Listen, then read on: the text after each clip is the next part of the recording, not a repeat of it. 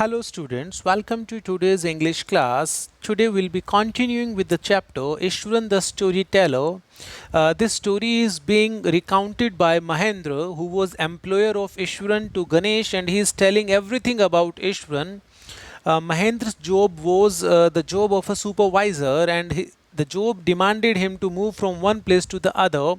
And wherever he went, Ishwaran, his cook, accompanied him. Ishwaran was an excellent cook. He was expert at the art of cooking. Moreover, the main quality, the specific quality of Ishwaran was that he was an excellent storyteller.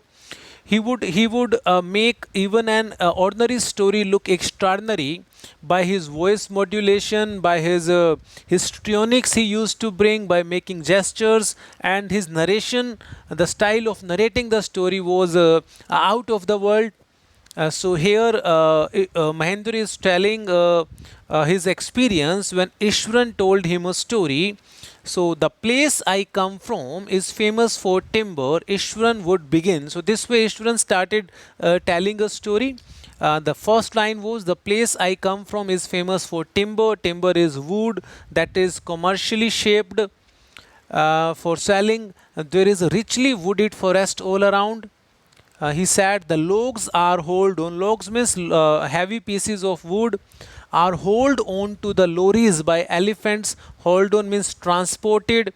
Lorries means a vehicle, a transport vehicle, and elephants were employed into service for carrying those heavy logs into the vehicle. They are huge, well-fed beasts. Ishwaran said those elephants are huge, enormous, well fed. They are fed well by their masters, and they are beast, wild animals, as we know elephants are. When they turn wild, even the most experienced Mahawat is not able to control them.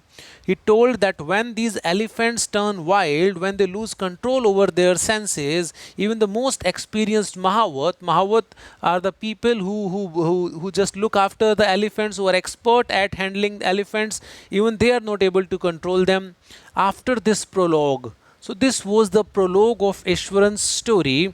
Prologue means introductory speech of a story. After this prologue, Ishwaran would launch into an elaborate anecdote involving an elephant.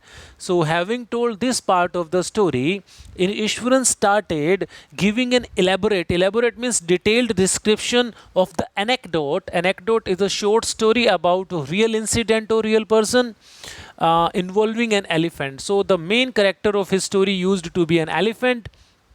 So he continued his story. One day, a tusker escaped from the timber yard. Tusker means elephant. Escaped from the timber yard. Timber yard is the place where timber is kept, and began to roam about. So he started roaming about. The elephant started roaming about here and there, wandering here and there, and stamping on bushes. He crushed the bushes. He hit the bushes hard with his feet, tearing up wild creepers. Creepers means the plants that grow taking the support of a wall or a tree. He tore up the creepers and breaking branches at will. At will means it had lost its control and it was causing destruction everywhere. It was breaking branches, it was tearing up plants, wild creepers, it was crushing the bushes under its feet. Fine. So the elephant went wild. You know, sir, how an elephant behaves when it goes mad. So this way he continued with his story. Ishwaran would get so caught up in excitement of his own story. While telling story, Ishwaran would get so engrossed, so involved in the excitement of his own story, that he would get up from the floor and jump about. While telling the story, he would get up from the floor and started jumping about, stamping his feet. He used to hit his feet hard in emulation, in copying of the mad elephant. As the character in the story was behaving, he used to behave while narrating the story. In order to make his story look realistic, he used to act as the actors of his story. So when he was mentioning about the destructive acts being done by an elephant in the story, he used to act like an elephant, jumping about and stamping his feet while copying of the mad elephant. The elephant reached, he continued the story further. The elephant reached the outskirts of our town. Outskirts means boundary, periphery, breaking the fences. So elephant continued with this, with its destruction. It broke the fences. Fences means boundaries down like matchsticks, like matchsticks are collapsed. He would continue telling his story. It came into the main road, so the elephant came into the main road and smashed and crushed, destroyed all the stalls selling fruits, mud pots, and clothes. People, seeing the elephant behaving madly, ran helter skelter in panic. In panic means in fear, in fright, and they ran helter skelter means they ran here and there in a great confusion, in a great chaos. There is a word chaos I would like to explain and spell here for you.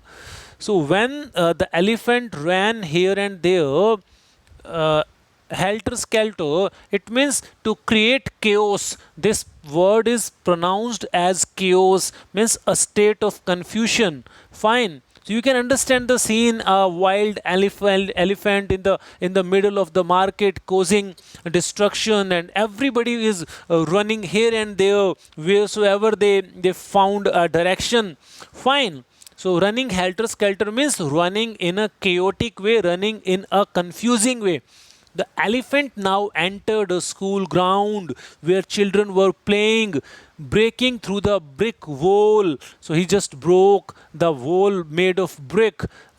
Fine, elephant. All the boys ran into classrooms watching the animal, watching the elephant, and shut the doors tight in fear. The beast, the wild animal, grunted. Grunted means to come out with a low sound through the throat. Elephants grunt when they are angry, actually, and wandered about, pulling out the football goal post. He just uprooted, he wrenched the football goal post out of the ground, tearing down the volleyball net. The volleyball net was torn down into pieces, it was in shreds, kicking and flattening the drum kept for water. The drum kept for water was crushed and flattened after being kicked, and uprooting the shrubs. The shrubs, bushes, all the bushes grown were uprooted from their roots. Meanwhile, all the teachers had climbed up to the terrace. All the teachers climbed up to the terrace of the school building. From there, they helplessly watched the depredations. The depredations means destructive acts of the elephant. They were helpless. They couldn't do anything to stop the wild animal doing, causing destruction. Actually, wild animal caused havoc. It caused havoc to the school. It destructed each and everything that came across. His depredations, as I have explained you, destructive attacks were beyond the control of anyone. There was not a soul below on the ground. Everybody had mounted the terrace. The streets were empty, as if the inhabitants, as if the people living there in the town had suddenly disappeared. So this is the story being told by Ishwaran to Mahendra, which is the story of a elephant getting mad, and the entire scene has been presented in front of us quite vividly, as if we can just visualize all the things happening in front of our eyes. This was the excellent art of storytelling of Ishwaran. I was studying in junior class at that time. He himself made himself one of the characters in the story by continuing the story. He said at that time when there was a mad elephant entering the city, he was studying in the junior class and was watching the whole drama from the rooftop. He was also in the same school. I don't know what came over me suddenly. I grabbed a cane from the hands of one of the teachers. I don't know which superpower came into me that he grabbed one of the cane sticks from the hands of one of the teachers and ran down the stairs as if a supernatural hero. And he just reached the place where elephant was wreaking havoc, where elephant was causing destruction. He came into the open. The elephant grunted, seeing seeing Ishwaran as a boy, he grunted. The elephant tried to frighten him and menacingly means dangerously, swung a branch of a tree. It just swung means it threw a branch of a tree which it held in its trunk towards Ishwaran. Elephant stamped its feet in anger. It kicked the ground with its feet in anger, kicking up a lot of mud and dust. As elephant hit the ground hard, a lot of mud and dust was kicked up in the air. It looked frightening. The spectacle, the sight was threatening, and I was confronting the elephant, wild beast alone. But I moved slowly towards it. I did not get into panic. I confronted the animal tooth and nail. I just faced it boldly. I moved slowly towards it. I had stick in my hand. People were watching the scene. They were hypnotized. Hypnotized means they had completely engrossed into the scene. They had got mesmerized. They had lost into the spectacle where I, a schoolboy, was fighting against the animal at the close pursuit. Nearby housetops they were at. The elephant looked at me red-eyed, in anger, ready to rush towards me. The elephant was about to attack me. Elephant lifted its trunk and trumpeted loudly, made a loud sound. Trumpet means just made a loud sound. At that moment, I moved forward. I just bent forward and mustering all my force, I collected my entire strength. I invested every bit of my power. Muster means to collect, summon. Whacked, I hit. Whacking means hit noisily. I whacked its third toenail on the quickly. I hit the elephant on its third toenail. Nail, that is that fingers on the foot.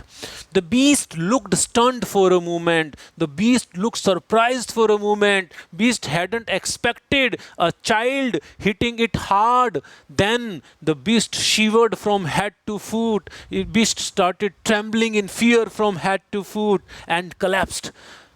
The beast collapsed. The beast crumbled. The beast fell down. My hitting the beast hard on its third toenail, fainted the beast. It collapsed on the ground. It fell on the ground as if unconscious, as if it had gone into a shock. At this point, Ishwaran would leave the story unfinished. So while telling the story, at this point, Ishwaran left the story unfinished and got up, mumbling, speaking to himself, I'll be back. Mumbling is to speak in a slow voice, as if you're speaking to yourself. I'll be back after lighting the gas, he would say, and warming up the dinner. Mahendra, who had been listening with rapt attention means to listen to a story with complete engrossment, with complete attention, with utmost heed you are paying to the story. So rapt attention means to get completely involved and engrossed into the listening, into the task of listening. When he returned, Ishwaran wouldn't pick up the thread of the story right away. He wouldn't pick the story from the point he had left. Otherwise, generally, if you are telling a story and you have to get up in between to do some task, you will come back and start the story again from the point you ended. But Ishwaran didn't do so. Mahendra would have to remind him that conclusion was pending, that he was telling a story and the conclusion ending of that story was pending. Well, then he continued. He just left his listeners in hanging in balance actually, and he himself did not restart the story. He just waited for the listeners to ask him what was the conclusion of the story. Well, a veterinary doctor was summoned, then a doctor treating animals was called to revive the animal, to bring the animal back to life. It had almost gone dead when Ishwaran had hit its third toenail. What kind of technique Ishwaran had used in punching the animal? What kind of a forceful blow it was? Only God knows that hitting the animal on a toenail makes it collapsed. Ishwaran would shrug casually. So, saying this, that a veterinary doctor was called to revive the animal, Ishwaran would shrug casually. Shrugging means to raising the shoulders. To raising the shoulders, expressing some emotion of pride in a way, and of disapproval in a way. So here you can sense what kind of emotion was being expressed. So he shrugged his shoulders. Shrugging the shoulders, I have explained to you. Shrugging means to raising your shoulders. Raising your shoulders to make a motion, to just make a signal to, of some emotion, like if somebody asks you that why don't you like this particular thing, you may shrug your shoulder to show your approval, something like that. So you must have got the meaning of the word shrug here. Fine. So he would just shrug his shoulder casually. 2 days later, it was led away by its Mahabut to the jungle. He continued the story and said, after 2 days, the elephant was taken back by its Mahabut, is the caretaker of the animal, to the jungle back. Well, how did you manage to do it, Ishwaran? How did you bring down the beast? So this was the question asked by Mahendra to Ishwaran, that how did you do this? How did you manage to do this, that you hit an elephant at its toe and it got collapsed, and a veterinary doctor was required to be called to treat it? How did you bring down the beast? How did you hit the beast that it fell down? How did you make the beast go collapsed? It has something to do with the Japanese art. He said it was a Japanese art he had learned, karate or jujitsu. It is called another name for karate. I had read about it somewhere. It temporarily paralyzes the nervous system. So his attack, his hitting the that particular part of the elephant's body, that was the toenail. It was a special kind of hit. As part of karate he had learnt it, and this particular hit paralyzed the nervous system of the elephant and it got collapsed. Now not a day passed without Ishwaran recounting some story packed with adventure, horror and suspense. Hardly a day passed when Ishwaran didn't recount any story that was a package of adventure, horror and suspense. So every day he came out one or the other story comprising all these interesting elements of a thrilling story, whether the story was credible or not. In most of the times, story was not credible, it was not believable. It used to appear like a cock and bull story. It used to appear like a false story. But whatsoever the content of the story was, Mahendra enjoyed listening to it because of the inimitable way, because of the unique way, because of the special storytelling in which it was told. The art of storytelling of Ishwaran was so tremendous, it was so convincing, that the stories which had content that was unbelievable were also liked by Mahendra. So he was fond of listening to stories. It was told in inimitable way, a unique style, an exclusive style which was of Ishwaran's own. Ishwaran seemed to more than make up for the absence of a TV in Mahendra's living quarters. When Ishwaran was around, Mahendra didn't feel any need of a television. Ishwaran provided adequate amount of entertainment. The dose of entertainment was supplied to Mahendra through Ishwaran to its best possible way.